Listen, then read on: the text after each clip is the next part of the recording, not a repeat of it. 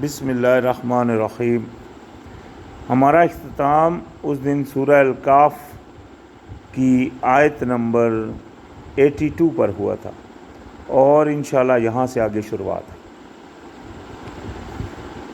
تو فرمایا اللہ پاک نے وَيَسْأَلُونَكَ عَنْ ذِي الْقَرْنَيْنِ،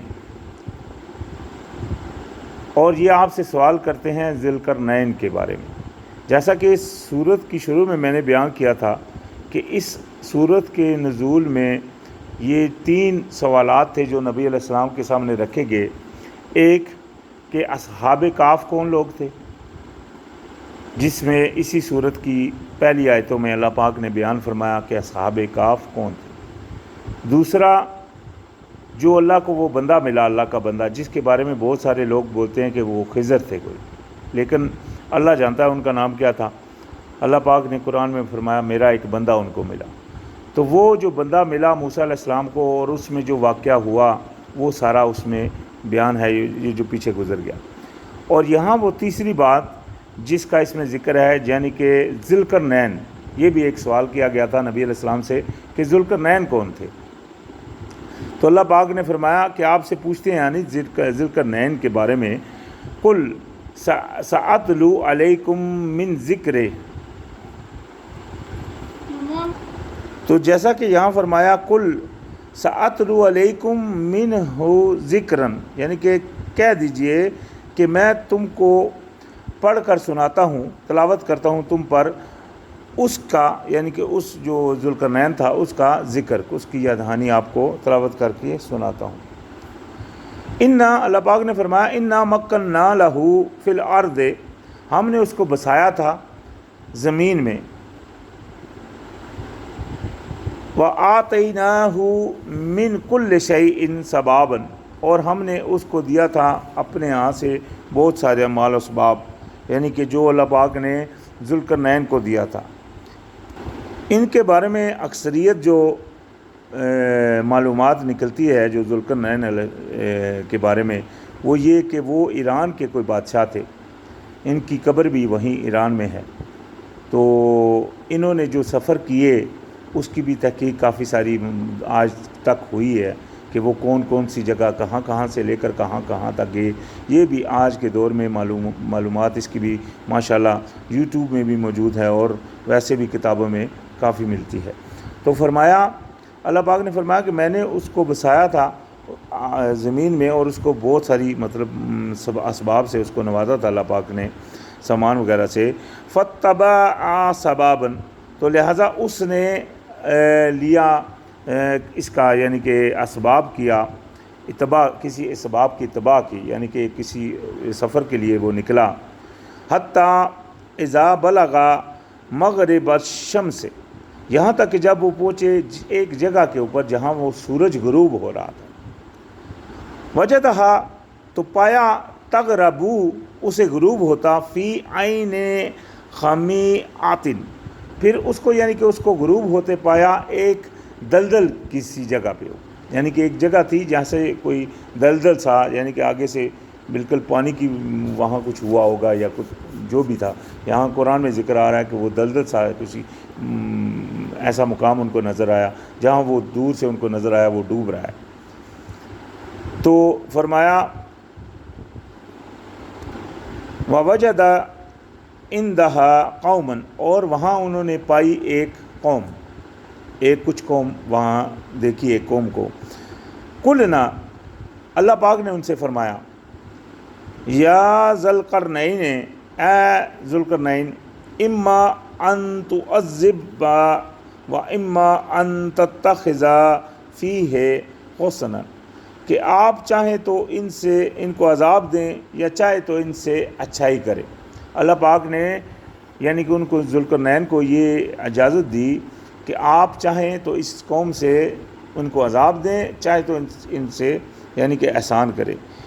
اس قوم کے بارے میں جو زیادہ تر معلومات آتی ہیں، یہ معلوم ہوتا ہے کہ وہ کوئی بنی اسرائیل کی کچھ لوگ ہوئے ہیں جو کہ اس وقت چونکہ وہ اللہ پاک کے عذاب میں مبتلا تھے، اللہ پاک نے ان کو وطن سے، گھر سے بے گھر کیا ہوا تھا، اور اس کی بنا پر ان کو اس کے حکم کا مطلب کہا گیا کہ چاہے تو آپ ان کو سزا دیں تو چاہے ان کو عذاب کریں. تو انہوں نے فرمایا قالا، یعنی کہ جو ذوالقرنین علیہ السلام تھے، انہوں نے فرمایا قالا اما من ظلم فسوف نعذبہ، جو بھی کوئی ان میں سے ظلم کرے گا تو پھر عن قریب اس کو عذاب ملے گا. ثم یرد الی ربہ، بعد میں وہ لوٹایا جائے گا اپنے رب کی طرف. فیعذبہ عذابا نکرا، پھر وہ اس کو بہت ہی عجیب عذاب دے گا. یعنی کہ انہوں نے جب ذوالقرنین وہاں پہنچے تو اس قوم کو انہوں نے اطلاع کیا اور یہ فرمایا کہ اگر تو جو تم میں سے ظلم کرے گا اسے میں بھی سزا دوں گا، اور اس کے بعد اس کے ساتھ یہ عمل ہوگا کہ جب وہ اللہ کی طرف جائے گا یعنی کہ قیامت والے دن تو اللہ پاک اس کو پھر بہت ہی زیادہ عجیب سزا دے گا. ٹھیک ہے، تو لہٰذا یہاں ان کو کوئی انفارمیشن نہیں ہوئی مکمل کہ وہ کس طرح کا عذاب تھا، اسی لیے انہوں نے عجیب کا لفظ یہاں استعمال کیا. تو فرمایا وَأَمَّا مَنْ آمَنَ، اور جو بھی کوئی ایمان لائے گا، وَعَمِلَ صَالِحًا، اور عمل کرے گا اچھے، فَلَهُ جَزَاءُ الْحُسْنَى، تو اس کے لیے پھر کیا ہوگا؟ بدلہ اس کا اچھا بدلہ ہوگا. وَسَنَقُولُ لَهُ مِنْ أَمْرِنَا يُسْرًا، اور ہم اس سے بات بھی کریں گے آسانی سی، یعنی کہ اچھی بات، اس سے آسان سی بات کہیں گے، ہماری طرف سے بھی اس کے اوپر کوئی بوجھ وغیرہ نہیں پڑے گا. تو خیر یہ تو ہو گیا ان کا جو پہلا سفر تھا، انہوں نے ان سے یہ کچھ کہا، اور اس کے بعد اللہ پاک نے فرمایا ثم اتبع سبابا، پھر انہوں نے پھر ایک اور اپنا اسباب کیا، کسی رستے کا اتباع کی، یعنی کہ کسی اور سفر کے اوپر نکلے. یہ جو 3 سفر ان کے آئے حضرت ذوالقرنین کے، کہ انہوں نے 3 جگہ پہ اوپر سفر کیے. تو جب دوسرے کے اوپر نکلے تو حتیٰ یہاں تک کہ اذا بلغا مطلع الشمس، یہاں تک کہ وہ پہنچ گئے طلوع ہونے کی جگہ پہ، سورج کی طلوع ہونے کی جگہ پہ پہنچے. تو ووجدہا تطلع علی قوم لم نجعل لہم من دونہا سترا، یعنی کہ وہ ایسی قوم کے اوپر پہنچے، ایسی جگہ پہ پہنچے جہاں انہوں نے قوم دیکھی جس قوم کی اللہ پاک نے ان کی اس سورج سے بچاؤ کی کوئی اوٹ نہیں بنائی تھی. یعنی کہ وہ کسی کا وہ سورج ڈائریکٹ ان کے پڑ رہا تھا یا کیا اس میں کیا ماحول تھا، یہ اللہ جانتا ہے. جو اللہ پاک نے یہاں بیان فرمایا کہ ان کو کسی قسم کا وہ آگے سے کوئی سطر ان کو نہیں تھا جو ان کو سورج سے ڈھانک سکے، یعنی کہ مکمل سورج کی روشنی، شاید کھلا میدان ہو یا جو بھی ہو.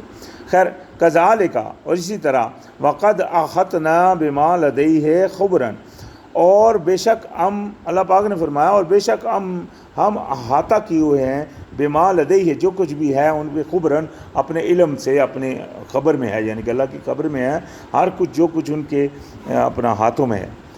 تو لہذا اللہ پاک سے تو کوئی چیز چھپی نہیں، اللہ پاک تو ہر چیز جانتا ہے. تو اللہ پاک جب اپنی قرآن میں اس ایسی آیتیں نازل فرماتا ہے تو اس سے ہم کو اللہ پاک بیان کرنے کا مقصد ہوتا ہے کہ ہم کو سمجھانے کی یہ بات ہوتی ہے کہ اللہ پاک سے کوئی چیز چھپی نہیں. آپ اگر کمرے بند میں بھی کوئی کام کر رہے ہیں تو یہ ذہن میں رکھیں کہ اللہ دیکھ رہا ہے، اللہ آپ کے ساتھ ہے، اللہ پاک نے قرآن میں فرمایا ہوا ہے. تو لہٰذا اللہ پاک سے تو کوئی چیز چھپی نہیں، اور اس لیے کوئی بندہ تھا کہ اپنے گناہ نہ کرے. جو بندہ ایمان کے اوپر رکھتا ہے، اللہ کے اوپر ایمان رکھتا ہے، تو اس کا یہ حق بنتا ہے کہ وہ کسی قسم کا گناہ نہ کرے، کیونکہ اگر وہ یقین رکھتا ہے کہ اللہ اس کو دیکھ رہا ہے. ٹھیک ہے نا، یہ تو پہلی بات آ جاتی ہے، تو اس کو کرنا بھی نہیں چاہیے. لیکن اگر پھر بھی کوئی کرے تو وہ اس کا مطلب کیا ہو گیا؟ وہ بہت بڑا بے وقوف ہے، کیونکہ وہ اس کا یعنی کہ ایمان ہی نہیں ہے کہ اللہ ہم کو دیکھ رہا ہے. یہی بات ہے، دوسری نہیں کہتی. تو لہٰذا اپنے ایمانوں کی اللہ پاک نے قرآن میں فرمایا کہ جانچ کرتے رہا کرو. تو لہٰذا یہاں آگے فرمایا ثم اتبع سبابا، پھر انہوں نے ایک اور اپنا ذریعہ پکڑا، سباب یعنی کہ رستہ لیا، ایک سفر کیا. حتیٰ یہاں تک کہ اذا بلغا بین السدین، یہاں تک کہ وہ پہنچ گئے 2 پہاڑوں کے درمیان.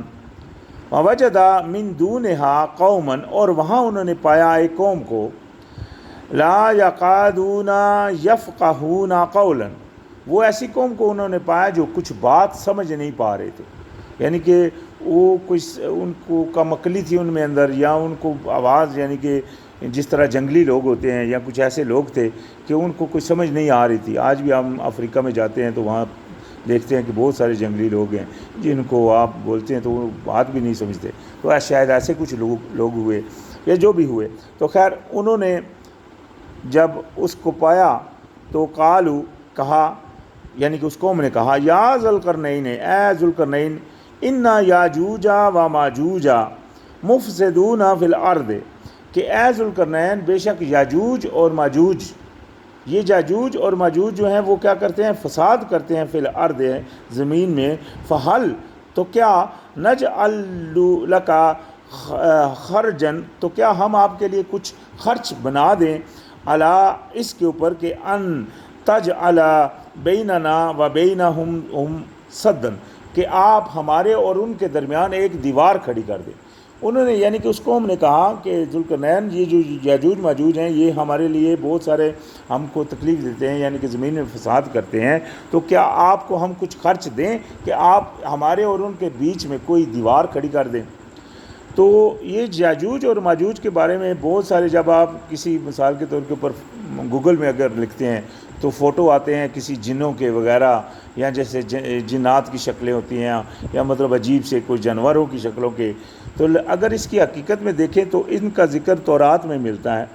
یہ حضرت نوح علیہ السلام کے اولاد میں سے یہ آدمی ہیں، انسان ہی ہیں، اور ان میں ایک ان کے بیٹے تھے، یعنی کہ جس سے یاجوج، اور ان سے پھر ان کے بیٹے ہوئے یعنی کہ ماجوج، پھر یہ ان کی نسل ہے ساری۔ تو یہ لوگ جو تھے یہ بہت مفسد لوگ تھے۔ ان کے بارے میں زیادہ تر جو اکثریت ملتی ہے کہ یہ جو جتنا رشیا کا ایریا ہو گیا، اور جو مطلب یہ آذربائیجان سے آگے آگے جو ملک بنتے ہیں، گروزیا وغیرہ، تو یہ سب زیادہ تر یہ اس ایریے میں لوگ جو بستے ہیں، وہ آج بھی اگر ہم دیکھیں تو بہت زیادہ وہ جو ہے وہ فسادی لوگ ہیں۔ تو خیر اللہ جانتا ہے، اللہ عالم وہ کون سی اکثریت ہے، لیکن اللہ پاک نے ان کا ذکر جو فرمایا کہ یعنی کہ وہ کیا کرتے تھے؟ فساد کرتے تھے زمین میں۔ تو ان سے ذوالقرنین علیہ السلام سے انہوں نے ڈیمانڈ کی کہ آپ ہمارے اور ان کے درمیان ایک دیوار بنا دیں۔ قالا، کہنے لگے، یعنی کہ چونکہ انہوں نے ان سے کہا تھا کہ اگر ہم آپ کو کچھ خرچ دیں، تو اس کے جواب میں حضرت ذوالقرنین نے فرمایا، قالا ما مکنی فیہ ربی خیر، یعنی کہ جو مجھ کو بسایا ہے میرے رب نے بہت اچھی طرح سے، فَإِيتُونِي بِقُوَّةٍ، تو لہذا تم آؤ میرے ساتھ، یعنی کہ مجھ کو مدد دو اپنی قوت سے، اجعل بینکم و بینہم ردمن، تو میں تمہارے اور ان کے درمیان ایک اوٹ بنا دیتا ہوں، تمہارے یعنی کہ آپ میرے ساتھ اپنے ہاتھوں سے مدد دیں، مجھ کو آپ کی کوئی مال کی ضرورت نہیں، مجھے اللہ پاک نے بہت اچھا دیا ہوا ہے، آپ بازوئے قوت سے اپنے قوت سے میری مدد کریں، اور میں آپ کے اور ان کے درمیان ایک اوٹ مضبوط دیوار بنا دیتا ہوں۔ خیر، تو آتونی، لہذا لاؤ میرے پاس، زبر الحدید، یعنی کہ مجھے چادریں لا کر دو، لوہے کی چادریں لا کر دو، حتیٰ، یہاں تک کہ اذا ساوا، یہاں تک کہ جب برابر کر دیا انہوں نے، بین الصدفین، برابر میں اس یعنی کہ اس کی رکاوٹ کو پورا کر دیا انہوں نے، اس کے بیچ میں پوری رکاوٹ جب انہوں نے بنا دی، قالا، وہ کہنے لگے، قال انفخوا، یعنی کہ اس کو پھونک مارو۔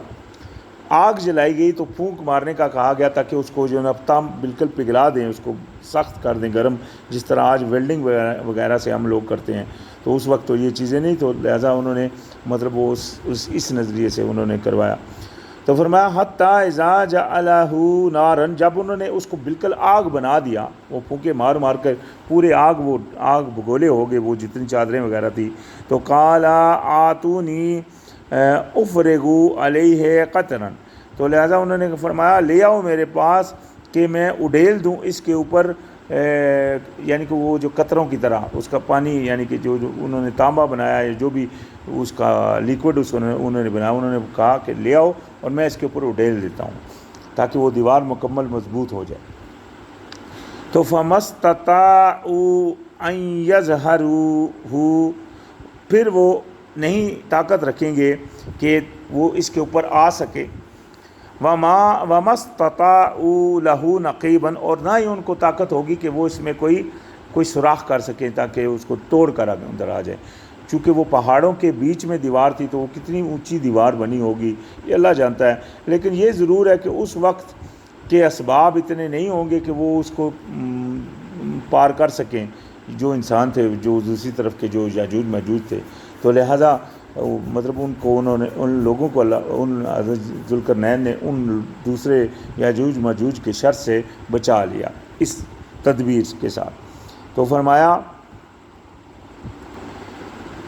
قال ھذا رحمۃ من ربی، تو یعنی کہ وہ دیکھیں ذوالقرنین کے پاس جتنی بھی طاقت یا جو بھی کچھ کیا، انہوں نے یہ نہیں کہا کہ میں نے بہت کچھ تمہارے لیے کر دیا، انہوں نے فرمایا کہ یہ رحمت ہے میرے رب کی۔ تو یہ ہوتی ہے بات جس کو اللہ پاک پسند فرماتا ہے اپنے بندوں میں، کہ وہ کوئی بھی چیز اپنی طرف منسوب نہیں کرتے، وہ جب بھی کوئی کام کرتے ہیں تو اپنا اللہ کی طرف منسوب کرتے ہیں کہ اللہ پاک کی مہربانی ہے تو یہ ہوا ہے، ہمارا کوئی اختیار نہیں۔ ایسا ہی ہم اگر مطلب واقعہ دیکھیں داؤد علیہ السلام کا، جب داؤد علیہ السلام نے جالوت کو قتل کیا تو جالوت جب ان کے سامنے آیا تو یہ تورات میں بات ملتی ہے، انہوں نے کہا کہ اگر اللہ نے چاہا تو میں تمہیں ختم کروں گا۔ تو یعنی کہ جو نیک بندے ہوتے ہیں ان کا یہی اعتقاد ہوتا ہے کہ اللہ دیتا ہے تب ہم کچھ کر سکتے ہیں، اور یہی نہیں کہ وہ اس کو بھولتے بھی نہیں، وہ بولتے بھی ہیں۔ تو جو بندہ اپنی طرف منسوب کرتا ہے تو یہ باتیں تکبر میں آ جاتی ہیں۔ فرمایا فَإِذَا جَاءَ وَعْدُ رَبِّي، انہوں نے کہا کہ جب آ جائے گا وعدہ میرے رب کا، جَعَلَهُ دَقًّا، یعنی کہ وہ اس کو بالکل فرما دے گا، بالکل نرم، اس دیوار کو اللہ کی ذات بالکل نرم کر دے گی۔ تو جب وہ قیامت کا وعدہ ہوگا، جب کہ ہم قرآن میں پاتے ہیں کہ اللہ پاک نے فرمایا کوئی ٹیلا بھی نہیں رہے گا، یہ تو قرآن میں باتیں آ گئی قیامت کی نشانیوں کی، کہ اس وقت جب قیامت برپا ہوگی بالکل جتنی اونچائیاں ہیں سب برابر کر دی جائیں گی، کوئی بلڈنگ نہیں رہے گی، بالکل ہموار ہو جائے گا سب کچھ۔ تو ایسا ہی انہوں نے بھی فرمایا کہ جب میرے رب کا وعدہ آئے گا تو وہ اس کو بالکل نرم کر دے گا۔ وَقَانَ وَعْدُ رَبِّي حَقًّا، اور بے شک میرے رب کا وعدہ جو ہے وہ پکا ہے، وہ ہونے والا ہے، یعنی کہ قیامت آنے والی ہے۔ قیامت کے بارے میں کوئی یہ ہوتا ہے نا ایمان نہیں بلکہ یقین ہے، جب تک قیامت کے بارے میں یقین نہیں ہوگا گناہ سے آپ نہیں بچ سکتے۔ جب آپ کے دل میں یہ پکی بات ہوگی کہ جو کچھ، تو لہذا قیامت کا آنا برحق ہے، اس کے اوپر پورا یقین ہونا چاہیے، تبھی گناہ سے بچا جا سکتا ہے۔ ادروائز انسان جو ہے نا وہ گناہ سے بچنے میں، وہ جب تک اس کا یقین نہیں ہوگا وہ گناہ سے کہاں بچے گا، وہ سوچے گا پتہ نہیں اٹھے گا نہیں اٹھے گا، تو وہ گناہ کرتا رہے گا۔ جب اس کے اندر پکا یقین ہوگا کہ میں نے ایک دن اپنے رب کے سامنے جانا ہے اور میرے رب نے یہ ڈیوٹی میرے اوپر لگائی ہے، یہ میرے اوپر ابھی لاگو ہے، میں نے کرنی اگر نہیں کروں گا تو پھر میں کون سا منہ لے کر جاؤں گا اپنے اللہ کے سامنے۔ تو لہٰذا یہ وہ اسی لیے اللہ پاک نے اس قرآن میں ہم کو اطلاع فرما دی کہ ہم ابھی اپنے ہر اعمال کو خوب دیکھ لیں اور خوب مطلب جانچ لیں کہ ہم کیا کر رہے ہیں اور کیا کہاں کھڑے ہیں۔ تو لہٰذا اللہ پاک نے فرمایا وَتَرَكْنَا بَعْدَهُمْ يَوْمَئِذٍ یاجوج فی بعض، یعنی کہ ہم چھوڑ دیں گے بعض کو اس دن یاجوج کی، یعنی کہ اس یاجوج اور ماجوج کو بعض میں گٹ مٹ یعنی کہ ہو جائیں گے۔ وَنُفِخَ فِي الصُّورِ، اور پھونک مار دی جائے گی سور میں، ایک آواز نکلے گی۔ فَجَمَعْنَاهُمْ جَمْعًا، تو پھر ہم ان کو جمع کریں گے، اکٹھا کریں گے۔ ابھی یہاں بھی دیکھیں، یہاں اکٹھا کرنا آ رہا ہے قیامت والے دن۔ ابھی بہت ساری حدیثیں ہیں جو گڑی ہوئی حدیثیں جن کو بولتے ہیں، جیسے ایک حدیث ہے جس میں بولتے ہیں کہ نبی علیہ السلام کو برزخ کی سیر کرائی گئی اور وہاں انہوں نے ایک تندور میں مرد اور عورتوں کو جلتے ہوئے سب کو اکٹھے دیکھا۔ تو قیامت کے دن اکٹھے ہونے کا قرآن میں ذکر ہے، تو وہاں اگر اکٹھے دیکھا تو مطلب کیا ہو گیا کہ وہ حدیث قرآن کے برعکس ہے، کیونکہ قیامت کے دن اکٹھا کرنا اللہ پاک نے قرآن میں فرمایا، تو لہٰذا پہلے اکٹھے نہیں ہو سکتے، ٹھیک ہے نا جی۔ تو یعنی کہ بہت ساری حدیثیں ایسی ہیں جو قرآن کے برعکس ہیں، وہ ہم سب کو جاننا ہمارا حق بنتا ہے۔ اسی لیے اللہ پاک نے ہم کو دماغ اور دل اور آنکھیں دی ہیں، کان دیے ہیں، تاکہ ہم خوب دیکھ سمجھ کے اس کے اوپر عمل کریں۔ تو لہٰذا فرمایا وَنُفِخَ فِي الصُّورِ فجمعناہم جمعا، یعنی کہ پھر سور بھی پھونکا جائے گا اور پھر ہم سب کو اکٹھا کریں گے. وَأَعْرَضْنَا جَهَنَّمَ يَوْمَئِذٍ لِلْكَافِرِينَ عَرْضًا، اور ہم کیا کریں گے، اللہ پاک نے فرمایا چوڑا کر دیں گے جہنم کو کافرین کے لیے خوب چڑھائی میں، یعنی کہ جس میں وہ ڈلیں گے.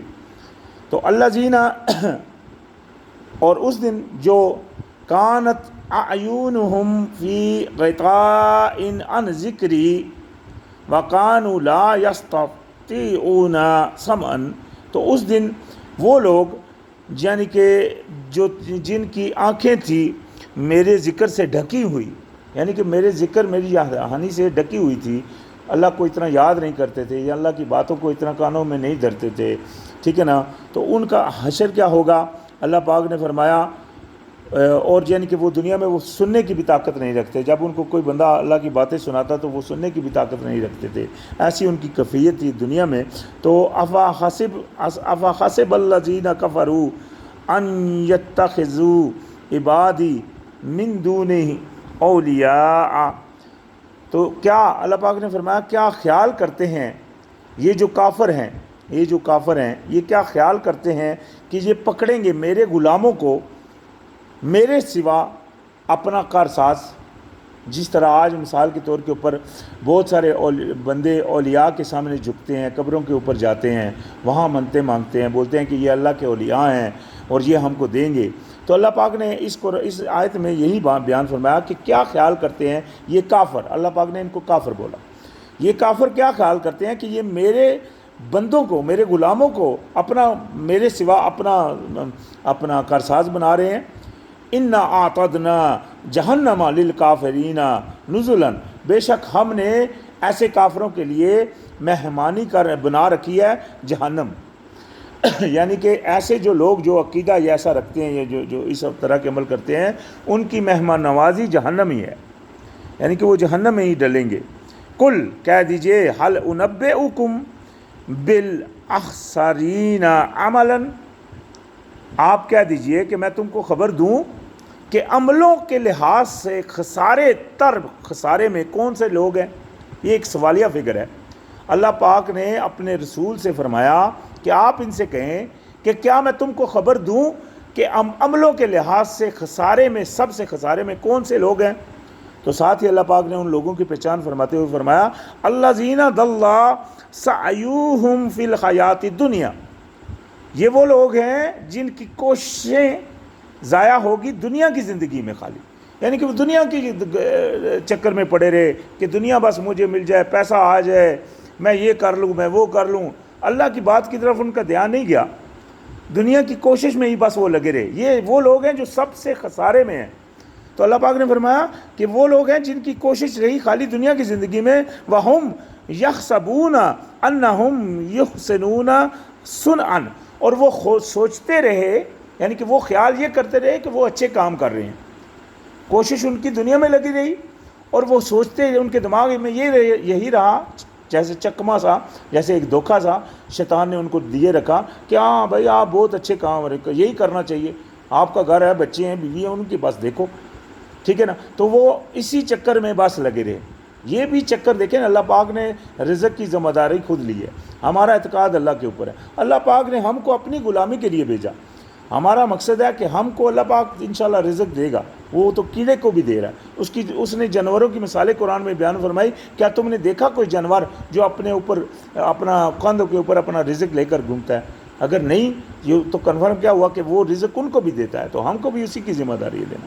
تو لہٰذا اس نے خود ذمہ داری بھی اٹھائی ہوئی ہے قرآن میں کہ فرمایا جتنے جاندار ہیں زمین و آسمانوں میں ان کے رزق کی ذمہ داری میری ہے. تو ابھی اللہ کا قول ہمارے لیے کافی ہے، ہمارا یقین اس کے اوپر ہے. تو لہٰذا ان لوگوں کا یہ ہوا کہ ان کو شیطان نے یہ چکمہ دیا کہ تم بہت اچھے کام کر رہے ہو.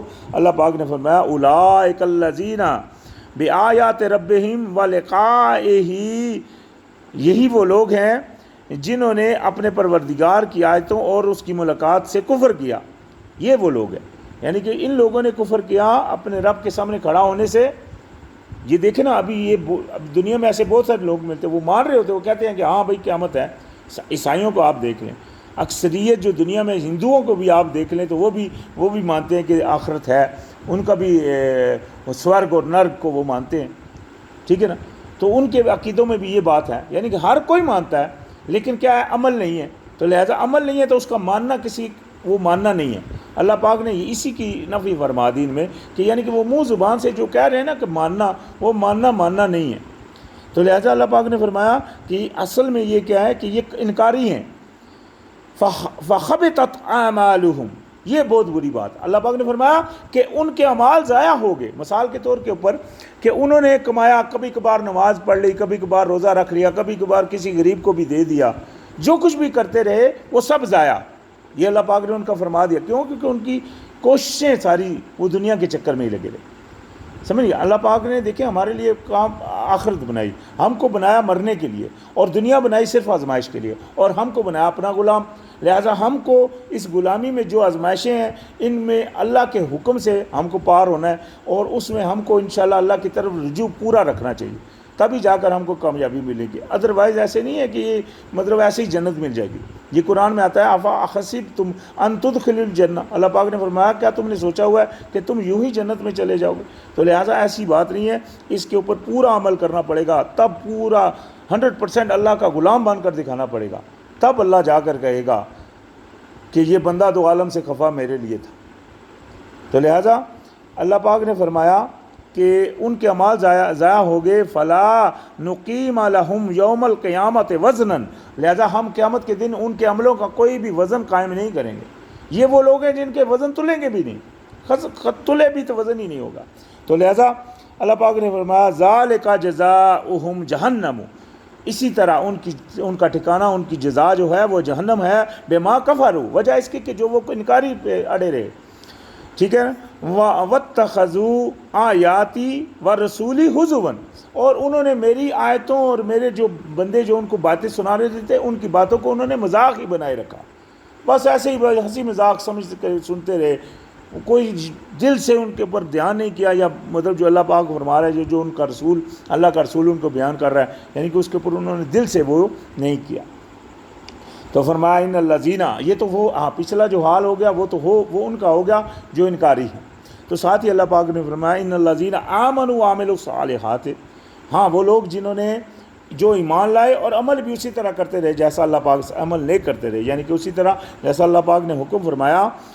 کانت لہم جنت الفردوس نزلا، ان کے لیے ہوگی جنت الفردوس ٹھکانہ، ان کی مہمانی کیا ہے؟ جنت الفردوس.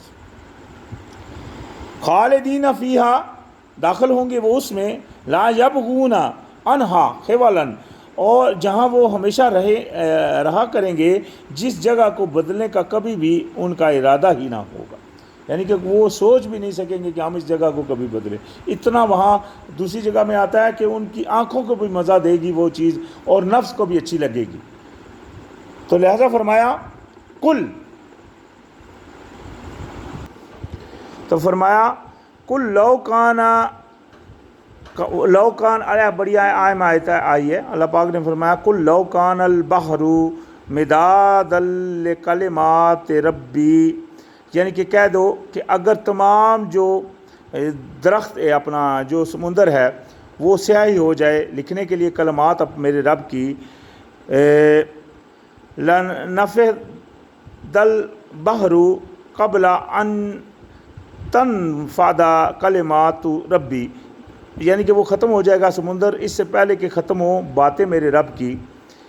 وَلَوْ جِئْنَا بِمِثْلِهِ مَدَدًا، اور چاہے اسی کی مثل اور لے آئیں وہ مدد میں، یعنی کہ وہ ختم ہو جائے گا، ایسا کچھ نہیں ہوگا.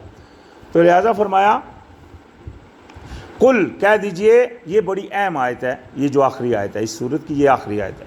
اس میں اللہ پاک نے فرمایا قل انما انا بشر مثلکم، کہہ دیجئے کہ میں تمہاری طرح کا ایک انسان ہوں. آج جو لوگ نبی علیہ السلام کو انسان نہیں مانتے، یا جو مانتے ہیں کہ وہ کوئی مطلب وہ خاص تھے اور ہم بالکلام ایسی، دیکھیں وہ ان کو اللہ پاک نے درجات میں افضلیت دی، یہ اس میں کوئی شک نہیں ہے، لیکن وہ بھی انسان تھے، بشر تھے. ان کو بھی درد جب لگتی تھی درد ہوتا تھا، ان کو بھی یعنی کہ حاجت کے لیے جانا پڑتا تھا، ان کو کھانا کھانا پڑتا تھا، یہ چیزیں سب ان کے ساتھ تھی، وہ چونکہ انسان تھے. تو اللہ پاک نے فرمایا نبی علیہ السلام کی زبان سے کہا کہ کہہ دیجئے کہ انما انا بشر مثلکم، میں تو تمہاری طرح کا ایک انسان ہوں، یوحی الیہ انما الہکم الہ واحد، میرے پاس وہی آتی ہے کہ تمہارا جو الہ ہے، تمہارا جو خدا ہے وہ ایک ہی خدا ہے۔ فمن کان یرجو لقاء ربہ، پس جو کوئی بھی تم میں سے اپنے رب کی حاضری کا یقین رکھنے والا ہے، ماننے والا ہے، بھائی اس کو یہ ہے کہ وہ لقاء اپنے رب کے پاس جائے گا، فلیعمل عملا صالحا، تو کیا کرے؟ عمل وہ کرے اچھے، عمل وہ کرے جو اللہ کو پسند ہے۔ ولا یشرک بعبادت ربہ احدا، اور نہ بنائے اپنے رب کی غلامی میں کسی کو بھی شریک۔ یہ چیز ہے، اگر کوئی چاہتا ہے کہ اپنے رب کے پاس پورا جانا تو وہ اپنے رب کی غلامی کرے اور رب کے ساتھ کسی کو شریک نہ بنائے۔ ٹھیک ہو گیا؟ تو یہاں تک آج الحمدللہ ہم سورہ الکاف کی یہ اختتام ہو رہا ہے۔ انشاءاللہ یہاں سے آگے پھر شروعات ہوگی اگلی سورت سے۔